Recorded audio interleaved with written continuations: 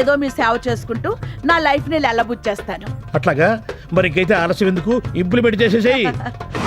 కార్యేషు దాసి.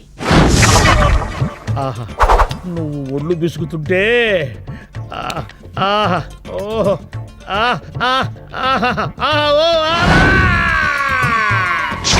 వజ్జేషు మాత. ఏంటా తినడం నైస్గా చిన్నపిల్లాడిలాగా? డైటింగ్. డైటింగా? డైటింగ్ అవుతే అన్ని ఆడు తింటాడు, నీ బాబు వచ్చి తింటాడు. తినండి. లోపల నేను చేసి చేపల పులుసు ఉంది, తెస్తా. హాయ్ డాడ్, ఏంటి గెటప్?